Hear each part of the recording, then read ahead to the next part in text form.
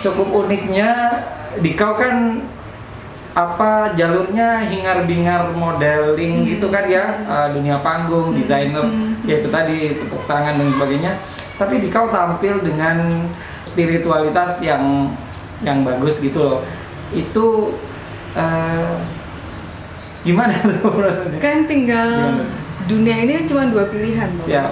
Kita ini mau diwarnai atau kita mau warnai. Oke. Nah,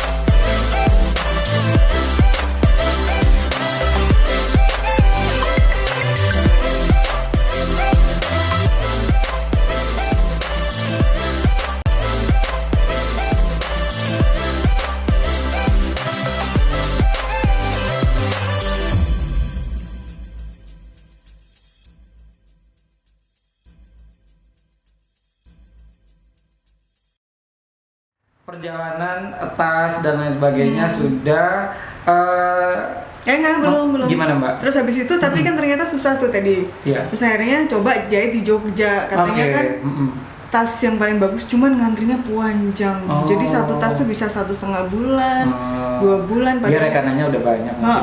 Terus yang kedua tuh kayak gini loh Mas. Dulu juga pertama kali pas bikin baju di Banyuwangi ataupun di Jogja itu saya desain sendiri tuh kayak orang tuh kayak yang males gitu.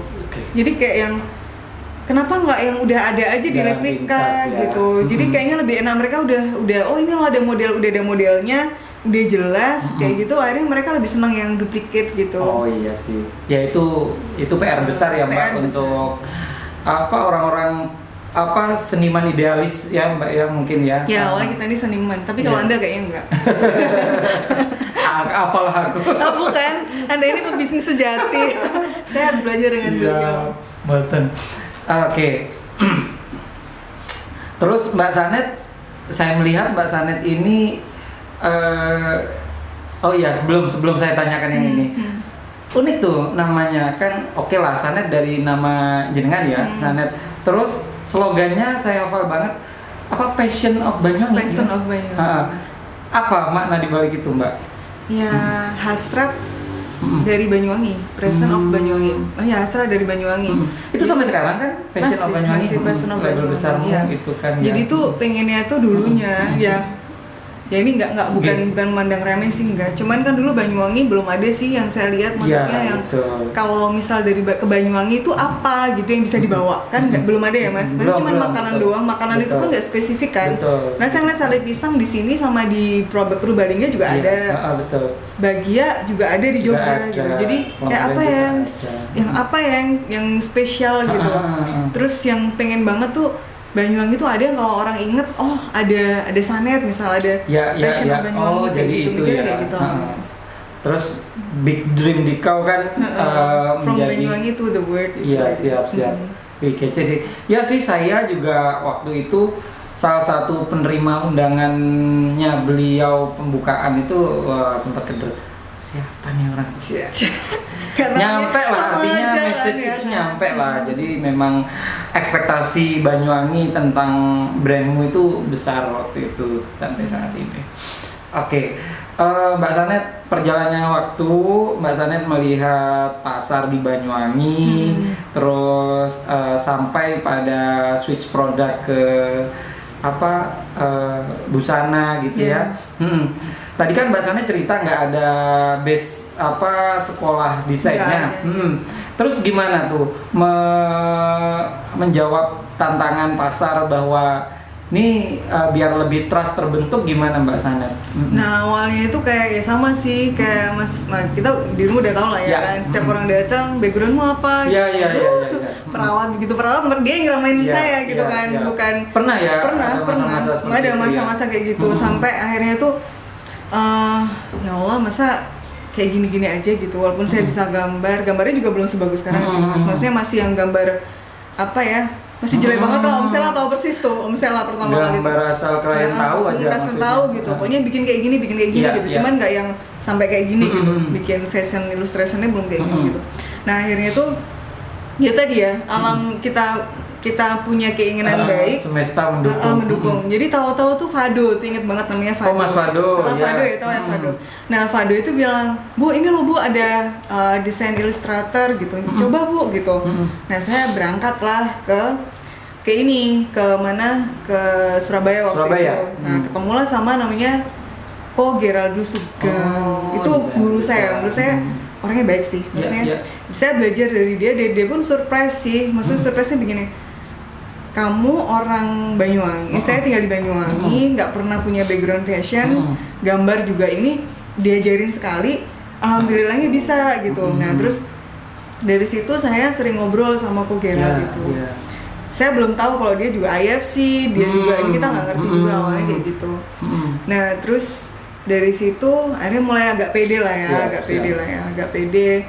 Terus lama-lama ternyata ngerasa nggak sih kita tuh kayak buta gitu, ternyata dunia fashion yang kita jalani itu cuman sekarang fashion industri doang, bukan fashion designer sebenarnya, belum layak dibilang fashion designer. Terus akhirnya ketemu lagi sama waktu itu Mas Ali Karisma. Oke. Itu bapak saya beneran. Rantainya itu ke bawah ya. Ya alhamdulillah sih saya cukup appreciate ya. Maksudnya cukup appreciate saya diketemukan orang-orang. Iya. 2016 ya kita join yang Banyuwangi Batik Festival itu mulai terbuka ya, mulai pelan-pelan terbuka. Ketemu yang namanya Mbak Leni. Benar. Ketemu sama ini. Jadi semakin nambah pertemanan dengan bidang yang sama, saling mengasah kemampuan, terbentuk sampai beliau ini info sekarang tergabung di IFC cabang mana Mbak? Berarti Malang. Masih Malang karena teman-teman di Banyuwangi juga baru ada KDB ya Mbak ya. Kita satu KDB, Komunitas Desainer Banyuwangi. Beliau ibu ketuanya yang terhormat. Aduh, mau lagi deh. Ya, Mbak Sanet berarti kan sudah 9 tahun ya di Banyuwangi ya. Di Banyuwangi. Ya apa Banyuwangi Mbak menurut Mbak Sanet? Alhamdulillah ya, apa ya, beda banget lah. Dulu tuh ingat banget kok mau cari obat aja, Veros tuh kan dulu sering berengan ya, berengan, itu susah banget. Terus nyari apa-apa masih susah gitu, jalannya masih kayak gitu. Pertama kali ingat banget kok itu. Iya. Kalau jam 8 malam udah kering. Iya. Gitu. Rumahmu ya di sana Mbak? Iya. Beliau rumahnya di belakang Hotel Santika. Perumahan apa Mbak? Garden Sutri Regency, butiknya juga ada di sana. Dan di Jalan Kepiting. Ya, yang ada di Jalan Kepiting teman-teman yang belum tahu.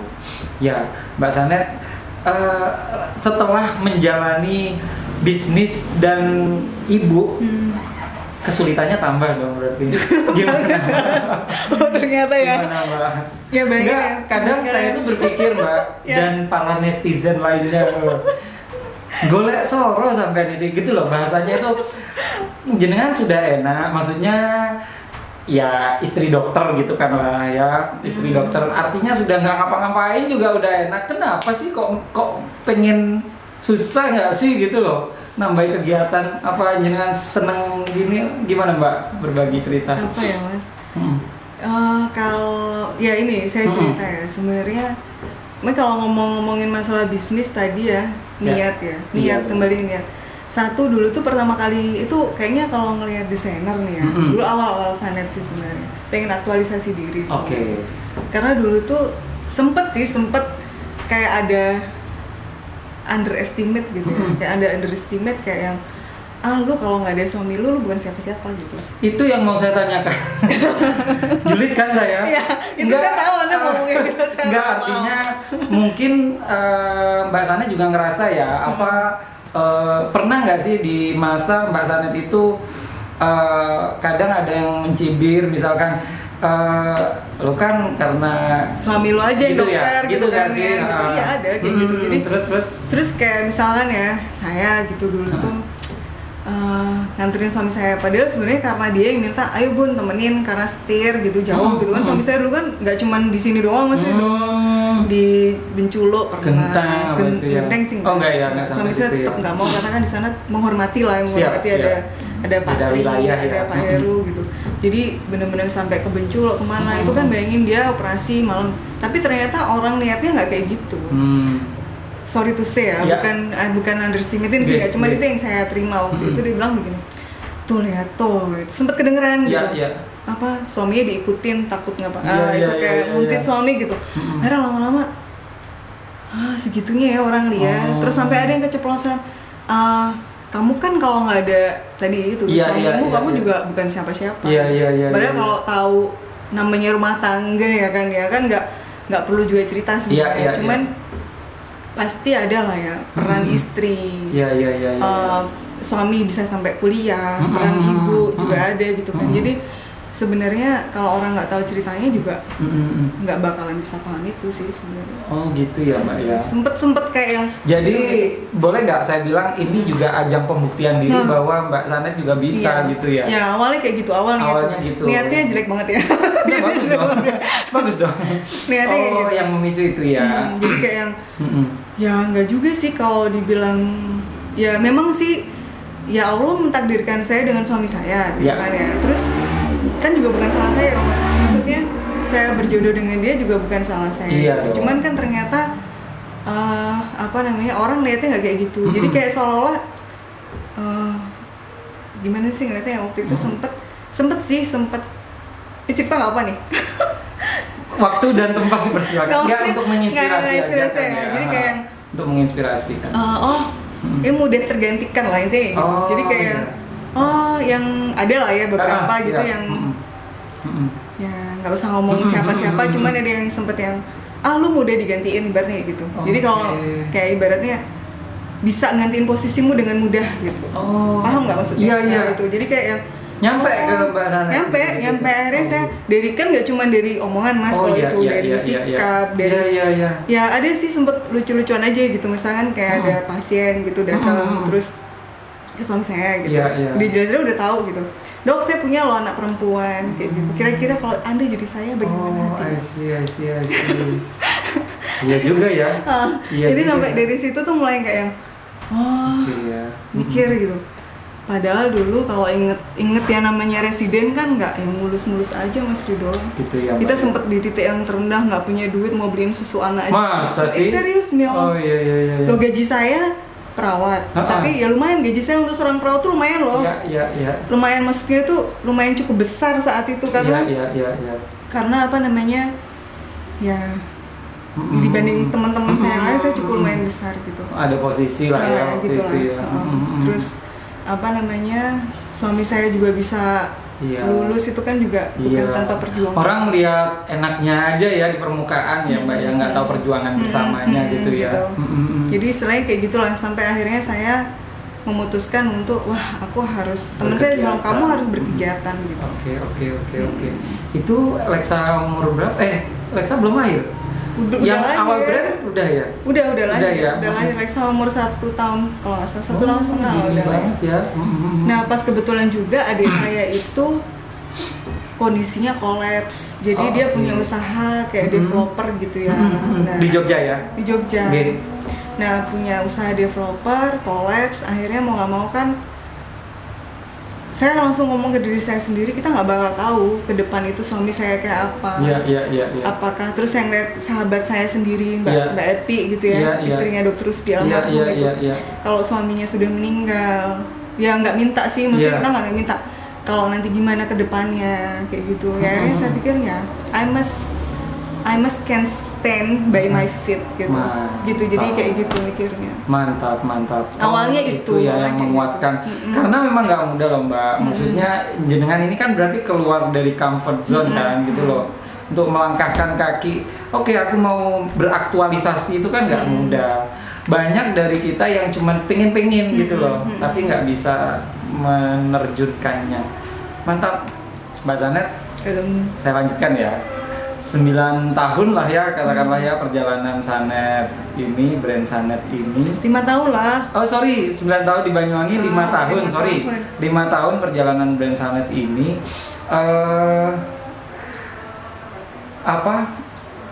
Mbak Sanet gimana tuh perjalanannya? Mulus-mulus sajakah atau ngalamin Gimana Mbak? Ya kalau dibilang mulus ya nggak ada ya Mas. Kalau bisnis nggak mungkin mulus lah yang kayak jalan tol gitu mungkin. Cuman alhamdulillahnya itu apa ya? Kan udah cut dulu kan? Enggak, ya. Alhamdulillahnya itu Allah itu selalu menempatkan saya di tempat yang terbaik, dikasih pilihan yang terbaik itu sih. Jadi kayak misalkan gini, dulu bisnis awalnya niatnya kan tadi itu saya bilang kan buat aktualisasi diri, terus ngeliatin adik saya kayak gitu-gitu. Terus akhirnya makin lama makin kesini itu kan saya punya dari mulai 1 pegawai. Terus tambah lagi berapa hari punya penjahit di rumah sendiri, punya penjahit tas sendiri. Terus keluar masuknya pegawai. Namanya dulu juga saya kan juga dulu waktu kerja kan juga sempat di SDM. Juga sempat di keperawatan, maksudnya yang ngurusin perawat, ngurusin karyawan gitu pernah. Tapi kayaknya ternyata kalau punya sendiri ya, keringat sendiri, istilahnya duit sendiri untuk membangun sebuah brand itu ternyata nggak seperti kita cuma ikut orang lah. Maksudnya itu kan kayak kita yang fighting sendiri, yang rasain kan, yang kayak gitu. Jadi kayak yang oh ternyata kayak gini, terus ternyata ada yang misalkan learning by doing beneran. Jadi ada kayak masalah baru belajar gitu. Jadi kayak misalkan gimana sih ngadepin orang, ternyata nggak semudah yang kita pikirin. Apalagi di sini kan beda culture. Beda. Mungkin buat saya ngomongnya udah halus, buat mereka ternyata malah justru itu yang apa nyelekit gitu ya. Padahal kita nggak niatnya nggak kayak gitu. Terus jadi kayak yang belajar banyak lah. Terus dari mulai keluar masuk udah pintar, penjahit udah pintar, udah dari nggak bisa dipinterin keluar. Siap. Terus pernah juga tuh yang ya pernah lah yang namanya kayak terima pas lebaran terima banyak gitu ya. Pas musim Ramadan terima banyak. Ternyata penjahitnya satunya kecelakaan, satunya nggak tahu kemana. Akhirnya dikembalikan. Itu pernah juga. Jadi ya terus banyak hal lah ya yang nggak usah ceritain. Gitu lah akhirnya jatuh bangun akhirnya ya pernah juga kan kalau namanya kita desainer dulu saya ngiranya sih kalau nggak tahu kalau diri Mas. Kalau saya ngiranya tuh dulu namanya belum pernah ngerasain kuliah di bangku kuliah yang fashion designer gitu. Jadi kayak desainer tuh ya harus bisa semuanya gitu. Jadi bajunya nggak karu-karuan tuh. Jadi kayak ya pernah pesta pernah, pernah kan liatin pesta waktu di Malang, terus baju kantor pernah, baju casual pernah, jadi brandnya itu bisa beralih-alih, bisa kayak bunglon gitu kan, ngalor ngidul, syari pernah gitu, jadi akhirnya ya diketemukan yaitu tadi sama tadi ya guru-guru itu luar biasa itu sampai membentuk karakter lah ya. Sanet ini kayak gini gitu lah anak-anaknya itu tadi. Siap. Oh itulah. Artinya pencarian jati diri bisnisnya ini terbentuk dari bisnis itu sendiri ya. Jadi bismillah nyemplung baru belajar di situ gitu ya. Wah keren tuh.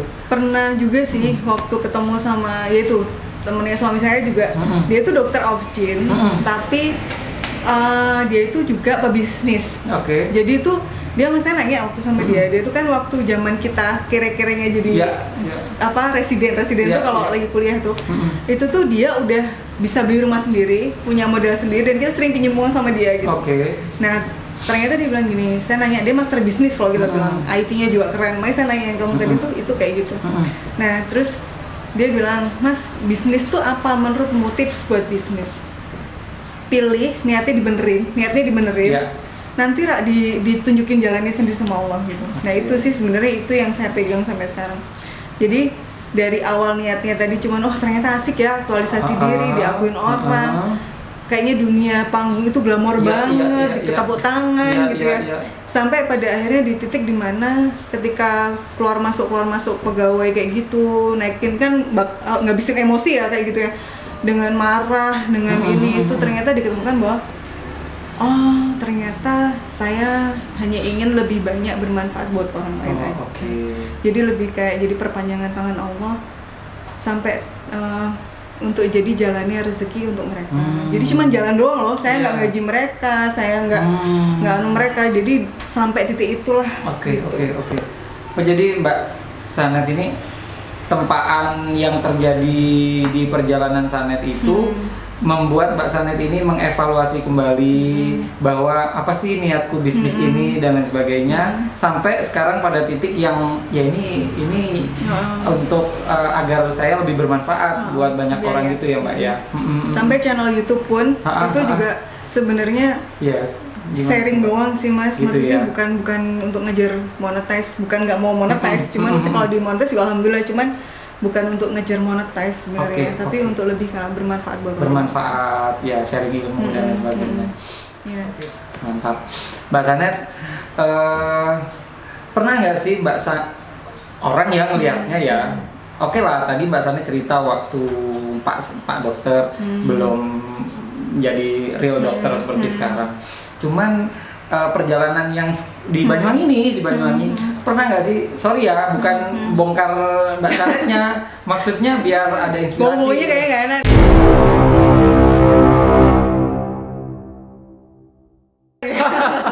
Enggak, pernah nggak sih Mbak Sanet berada di titik bukan terendah sih ya, titik yang putus asa gitu loh, maksudnya aduh kayaknya sia-sia nih yang saya lakukan, malah jadi beban orang dan sebagainya, kayaknya aku mau pindah haluan aja karena susah banget gitu. Pernah nggak sih?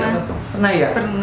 Pernah sih Mas, di satu titik itu kadang ya kalau misalkan ini pernah ya namanya Banyuwangi gitu loh. Pernah. Di satu titik pernah nggak sih ngerasain baju nggak ada yang laku? Siap. Ya kan? Pernah. Di satu sisi kan investor utama saya itu suami saya kan. Iya. Investor utama adalah suami saya. Terus untuk tahu aja ya, jadi kayak sebenarnya penentang utama saya itu dalam berusaha itu bukan suami, tapi bapak dari ibu saya. Karena waktu saya pindah ke Banyuwangi sebenarnya itu kan saya itu kan alhamdulillahnya lagi promosi lah ya, promosi karir gitu. Dan menurut teman-teman ibu saya dan menurut yang susah banget masuk di rumah sakit itu, bahwa masuk rumah sakit itu tuh suatu hal yang bergengsi dan sulit gitu untuk masuk gitu. Nah kok saya udah dipromosi sampai kayak gitu, kok dengan mudah meletakkan dan saya pindah. Ya kayak saya tadi bilang, golek sorong ya mungkin ya kalau orang tua ya. Terus suami ibu saya kayak yang bapak saya sampaikan, pernah bapak saya datang ke sini, terus ngeliatin saya itu kan jujur aja nih, yang kerja. Siap. Di adik saya kan tiga, yang satu meninggal, yang dua itu kan perempuan semua. Nah mereka itu kebanyakan lulus kuliah nikah. Jadi yang kerja bener-bener real kerja itu cuma saya. Nah yang satunya usaha bantuin suaminya waktu jadi developer, satunya itu ngurusin kucing. Jadi dia punya kucing Anggora banyak waktu itu. Nah saya waktu itu lagi bapak saya kesini waktu tumpang pitu itu loh Mas, kan bapak saya dipanggil untuk konsultannya. Lihatlah saya bikin tas buat suami saya, pakai hand stitching. Suami saya bilang, bapak ini sedih kenapa gitu. Anakku tiga-tiganya sarjana gitu, udah kita nyariin budgetnya sampai kayak gitu, ternyata satu jadi nggak ada sih, yang satunya jadi ini, yang satunya jadi ngurusin kucing, yang satunya jadi tukang tas. Terus saya langsung gini, kok bapak gitu sih? Ya enggak lah ya, justru dengan seperti itu tuh apa ya, saya berani keluar dari zona nyaman saya Pak. Dan ini cukup, harusnya bapak bangga dong gitu, punya anak yang punya berani keluar dari zona nyaman. Terus juga istilahnya tidak ya gimana, tugas utama istri apa sih, kan melayani suami, ngurusin anak kan ya gitu ya. Nah justru harusnya bangga dong punya istri yang nurut sama suami, yang didiknya udah bener gitu. Betul. Mbak desainer ya, desainer itu kan punya idealis ya, kayak sampean juga punya lah idealis. Tapi kadang idealisme kita itu di pasar kurang gitu loh Mbak, paham ya maksudnya? Industri itu kadang nggak kayak idealis. Pernah nggak sih ngalamin gitu? Pernah banget. Gimana tuh? Kan dulu kan ya, terutama Sanet nih, terus sama Sanet pengennya kan ya produk yang eksklusif gitu, yang menengah ke atas target marketnya. Tapi ternyata nggak sesimpel itu Mas, ngeciptain branding ya, beda dengan kita udah beli brand. Dan mereka pun saya percaya juga pernah berdarah-darah lah ya untuk bikin mempertahankan brand mereka gitu. Nah, ternyata untuk mempertahankan brand itu di sini tidak cukup. Orang kan kalau di sini jujur aja kan yang namanya desainer tuh kayak yang masih dianggap sebelah mata. Iya. Belum cukup diakui sebagai sebuah profesi. Betul. Karena mereka nggak terbiasa, sorry.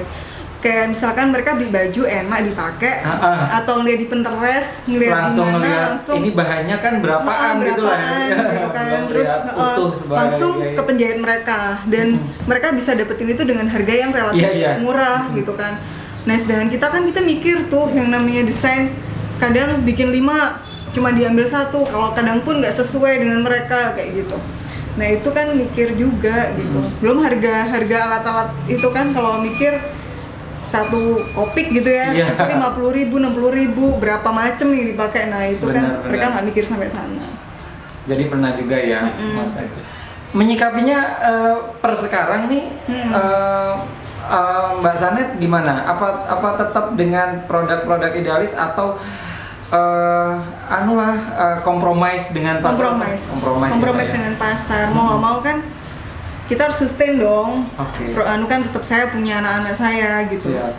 Ya mau nggak mau bikin second brand. Akhirnya saya bikin second brand Black Label kan. Ya. Oh itu untuk ini ya, second brandnya ya. Jadi menjawab pertanyaan pasar. Aku tuh suka produkmu Mbak gitu. Tapi harganya nggak masuk di kantongku. Tapi memang dari awal Mbak Sanet bidiknya segmen itu ya. Awalnya ke atas. Ya awalnya kayak gitu. Kenapa bidik segmen itu? Karena lingkunganmu juga menengah ke atas ya? Enggak juga sih. Enggak sih, karena mikirnya apa ya? Tesmu lah ya. Enggak juga. Lah. Ya apa ya? Waktu ke atas sih masalahnya. Awalnya ke atas sih, tas kan kulit, terus waktu itu harga karena yang mendampingi tas itu nggak mungkin pakai bahan yang receh gitu lah. Awalnya kayak gitu, terus nggak ngerti juga ternyata harga bahan di sini cukup luar biasa ya. Kalau dibanding setelah saya ngeliat di Jakarta, saya ngeliat, gitu. Ya kan memang konon kabarnya logika bisnisnya semakin ke timur daerahnya semakin mahal toh Pak. Gitu. Nah, kita akan lebih timur dari Jakarta. Mbak Sanet itu tadi keluarga ya. Kalau pertemanan Mbak, arti teman buat Mbak Sanet itu apa? Teman ya. Teman apa sahabat? Oh beda ya? Oke. Sahabat gimana sahabat? Kalau sahabat itu bisa seperti lebih dari saudara. Oke. Kalau buat saya. Terus sahabat itu nggak selalu harus ketemu tiap hari sih. Tapi nggak selalu juga harus ada saat dibutuhin. Tapi kalau sekarang ya mikirnya kayak gitu. Tapi dia orang yang akan selalu bertanya dulu ke kita apa sebabnya, atau palingnya kalau dia nggak tanya pun dia sudah tahu dan trust sama kita gitu. Berarti nggak banyak ya kalau sahabat ya, kalau teman lebih banyak maksudnya dari sahabat ya. Iya. Jadi kayak apa ya, kalau temen tuh bisa semua orang jadi teman. Tapi kalau sahabat butuh pembuktian kali ya Mas. Oke.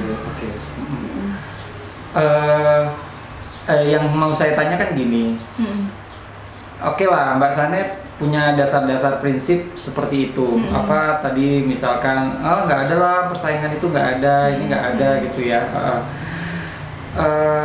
Cuman iklim usaha lah ya Mbak ya, overall ini nggak cuman usaha di bidang kita aja gitu lah. Wajar kiranya bisnis itu kan kadang persaingan itu terjadi, gitu loh Mbak. Itu Mbak Sanet menyikapi persaingan yang ada itu gimana biasanya? Apa cenderung? Aku tahu nih kayaknya ya. Gimana Mbak? Diko baperan ya orangnya, langsung tak tembak. Baperan. Dulu. Sensitif dalam arti kata apa nih? Oh iya nanti sensitif itu beda. Enggak. Kalau baperan dulu ya. Oke. Tapi kalau sekarang itu lebih karena begini ya, karena mungkin nganu kali ya. Apa ya, mungkin terdewasakan oleh mungkin ya udah ya namanya umur udah semakin kan ya. Terus juga ternyata ya itulah ya, Allah itu maha baik lah. Saya selalu berusaha untuk husnuzon lah. Allah itu maha baik. Jadi mikirnya kayak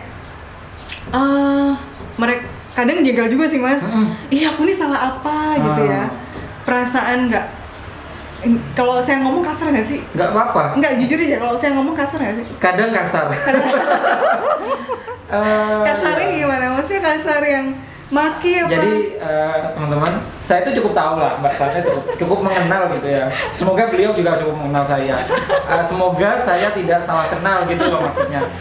Enggak, kadang beliau itu menyampaikan hal yang benar. Cuman saya nggak tahu nih, baru tumon itu apa ya bahasanya? Baru tumon beliau ini kalau orang tengah, Jawa Tengah, tapi kadang to the point gitu loh, apa ya? Saringannya kurang oke gitu loh. Jadi emang itu benar Mas. Iya nggak sih? Dulu sampai ya. Tapi insya Allah sih kalau orang kenal saya, kayak mungkin kayak Restu, kayak siapa dulu mungkin dia takut awal sama saya. Cuman setelah tahu saya ini tipe orang yang straightforward. Gitu jadi ya? saya nggak seneng gerundel di belakang, saya nggak suka. Jadi unik loh. Padahal dirimu kan Jawa Tengah. Sebenarnya sih katanya Jawa Tengah. Ya kan? Sebenarnya sorry nggak rasis sih ya maksudnya. Aslinya sebenarnya itu gini, karena bapak saya itu orang Palembang. Terus sebenarnya aslinya saya itu dibesarkan sama ibu saya di Jogja. Sebenarnya aslinya juga Jogja, bapak saya juga orang orang Sumatera. Maksudnya saya dibesarkan dalam iklim yang berani mengucapkan mengutarakan. Jadi dibiasain dalam hati. Nah, kemudian saya itu sempat bekerja dan sekolah di luar. Jadi terbiasa nggak main apa sih kata orang Jawa mendol di belakang. Nggak kayak gitu. Jadi kalau misalkan saya emang setelah menumpahkan gitu plong atau juga masih mendol sebenarnya? Enggak. Ya udah. Yang dulu sempet dijelasin kok nggak sih gitu misalnya atau gitu, tapi lama-lama ya udah yang penting gue udah ngomong. Gitu, yang penting saya udah ngomong gitu kan. Tapi mungkin itu ya dulu sampai sempet loh karena saking straightforward nih. Kan kalau kan saya itu paling muda di jajaran manajemen ya, di jajaran manajemen saya paling muda. Nah sampai saya kan cukup lumayan dekat dengan direktur eksekutif saya karena di JIH itu, dan beliau itu sering ngebimbing saya, termasuk berani punya impian besar dan segala macam itu sampai dia itu nitipin saya ke ke psikolog gitu. Jadi tolong ajarin anak ini supaya bicaranya nggak terlalu straightforward gitu. Oh gitu ya. Sempat sampai kayak gitu. Tapi ya ini yang dirimu lihat ini sekarang sudah lumayan banget. Sudah lumayan berkurangnya. Tapi aneh loh, orang Banyuwangi bukannya kalau ngomong lebih parah lagi tuh. Iya sih ya, maksudnya lebih tabrak gitu ya. Tapi kenapa saya ngomong kayak gitu ke mereka kok kayak sakit? Apa karena saya orang Jogja gitu, terus mereka orang Banyuwangi jadi susah untuk terima gitu? Apa gimana? Tahu tuh ya. Bisa enggak, bisa iya. Nanti itu kita bahas ke segmen tersendiri kayak itu sih. Saya bilang aneh ya, dia ngomong gitu ke saya gitu, ke saya, tapi kok begitu saya balik ngomongnya tabrak gitu ke dia kok. Iya. Tapi gimana menurutmu itu kasar banget ya? Ada titik-titik yang waduh Mbak Sanet kadang kalau lagi di forum kita satu organisasi gitu ya kayak galak banget. Saya tahu gitu ini ya. Maksudnya apa saya tahu. Cuman coba bahasanya apa ya selain itu. Jadi aku mikir nih. Kadang gitu. Nah mungkin itu kali ya yang ya itu sebenarnya insya Allah niat saya tuh baik. Insya Allah niatnya baik. Jadi mungkin kalau boleh berhusnuzon dong gitu. Iya benar. Iya ya. Kalau saya melihatnya sih karena mungkin sedikit banyak ya Mbak Sanet ini kan berlatar belakangkan pendidikan yang oke di luar sana, terus pernah di perusahaan besar gitulah ya. Artinya idealisme itu terbawa, manajemen apa itu. Sedangkan culture kita di sini ini masih belajar gitu loh Mbak, kadang menata apapun, menata bisnis kita sendiri, menata organisasi gitu-gitu mungkin ya. Jadi kadang untuk yang saklek ini harus gini tuh orang sini kagetan gitu loh. Kayaknya gitu deh Mbak. Benar Mas. Tapi nggak apa-apa, itu jadi karaktermu sih, karaktermu. Apa ya Mas? Mungkin karena gini, misalnya gini. Kadang sih saya bisa juga berkompromi. Cuman kadang karena mungkin ya dulu pernah handle A, B, C gitu. Jadi kan? Kayak kalau ini ya? Kalau nggak yang kau perfeksionis ya? aslinya ya. Iya. Tapi saya sejak punya suami saya itu agak lumayan jauh banget berkurang. Beliau yang ngelus-ngelus. Jadi kayak yang akhirnya kayak yang nobody perfect kayak gitu. Terus sampai waktu apa ya yang benar-benar bikin saya itu ternyata nggak bisa gitu juga mikirnya gitu tuh, ternyata waktu umroh sih sebenarnya banyak dibukakan. Jadi ternyata sholat pun ya yang katanya harus kayak gini, ternyata di sana pun ya banyak lah yang dibuka. Jadi tempatnya ya kalau bisa dibilang gitu. Jadi dari situ mulai menurun. Gitu ya, Mbak. Semakin kesini kan saya melihat spiritualitas Mbak Sanet ini bertambah lah ya, lumayan bertambah. Dari ya itu tadi contohnya, misalkan awal motivasi bisnisnya gini, sekarang gini. Titik baliknya kapan tuh Mbak? Waktu momen apa itu menyadari hal itu? 3 tahun yang lalu ya. 3 tahun yang agak lalu. gede ya Mbak ngomongnya? 3 tahun yang lalu. 3 tahun yang lalu. Ya, 3 tahun, 2,5 tahun lah. 2,5 tahun yang lalu tuh sebenarnya udah dari lah ya 4 tahun atau 4,5 tahun yang lalu tuh sudah kok kayak hampa gitu hidup saya itu, Mas Rido. Jadi kayak waktu itu udah sempet izin sama suami, ya aku pakai jilbab besar ya kan, dulu tahu sendiri lah baju saya kayak apa gitu. Pakai hijab besar ya, waktu itu masih sebenarnya belum tren booming banget syar'i sih, belum gitu, cuman udah pengen banget pakai hijab besar, ya, terus pakai yang itu gitu, terus bener-bener pengen yang ini. Terus sampai saya sempat ngomong sama sahabat saya waktu saya ngopi sama dia gitu, aku kayak pengen hampa ya, aku bisa beli ini, aku bisa beli itu, aku bisa dapet ini, tapi kok kayak ada yang sesuatu yang masih aku cari apa gitu.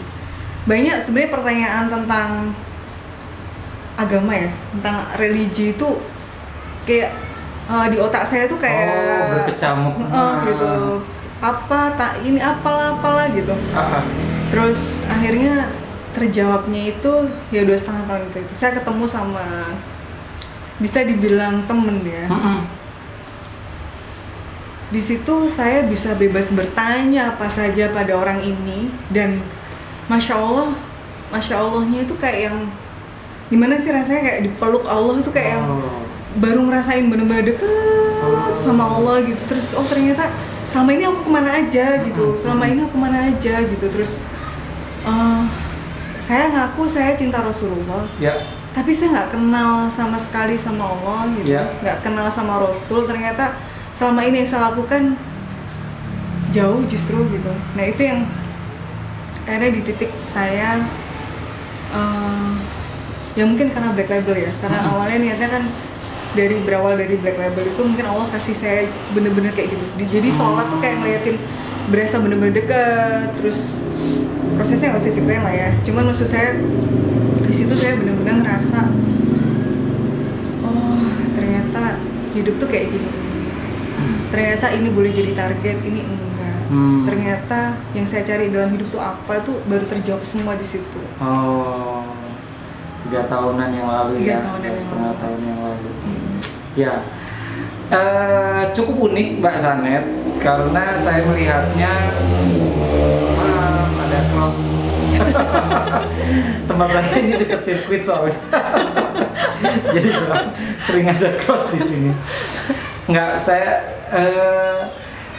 cukup uniknya di kau kan jalurnya hingar-bingar modeling gitu kan ya, dunia panggung, desainer, ya itu tadi tepuk tangan dan sebagainya. Tapi di kau tampil dengan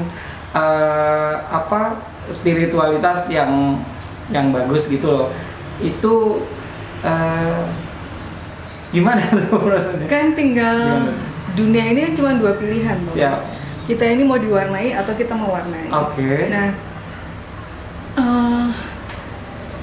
jadi kalau boleh saya simpulkan, jangan ambil dakwahnya di ini gitu, di mode ini gitu ya, mewarnainya gitu ya. Yang dulu tuh ya kan makin kesini tuh makin kayak yang, pernah nggak sih dirimu gitu ya baca sesuatu kok jelek banget gitu, terus setiap buka sesuatu jelek banget, lihat YouTube loh kok yang nyala itu gitu. Nah itu sempet saya alami sampai sekarang sih kayak kalau misalkan kita bikin kesalahan tuh langsung yang kayak tiba-tiba lihat gitu, ngeliatin di medsos gitu, tahu tuh loh kok ayatnya sama banget nih sama kondisi kayak gitu. Nah baru saya tahu tuh jadi sebenarnya yang terjadi sama kita tuh kan nggak ada yang sebenarnya kebetulan ya. Nah terus dari situ sempet dapat ayat nih, tapi ini juga terserah monggo kan, sebenarnya hanya saya sharing saja. Bahwa apapun yang saya perbuat, apapun yang saya buat dengan titipan, ini kan semua titipan itu nanti akan dimintain pertanggungjawaban. Nah salah satunya ketika saya buat baju dan misalkan baju itu seksi ya, terus dipakai buat orang yang muslim gitu, terus akhirnya mereka banyak mata yang melihat, dia tampak seksi, tampak menggoda gitu, dosanya ternyata sama kan. Nah itu yang bikin akhirnya saya, aduh dosaku udah banyak banget ya Allah gitu. Terus saya nggak pengen lagi dapet yang kayak gitu. Pikirnya gitu. Jadi mulai dari situ saya mikir juga, saya punya anak perempuan masih kan. Saya juga pengen anak saya juga besok kedepannya bener jalannya, terjaga gitu. Jadi ya di butik saya yang Black Label tuh mulai dari yang hijab kecil saya sediain, modest, pokoknya lengan panjang, rok panjang, celana panjang, ya outer kayak gitu. Jadi yang lebih mode-mode aman lah ya. Mode-mode aman lah gitu. Jadi kalaupun dia non muslim masih bisa pakai. Kalau dia pun paling enggak dia tidak melihatkan auratnya. Kayak gitu. Jadi istiqomahnya di arah situ ya. Gitu. Jadi lebih ke arah situ sih sebenarnya.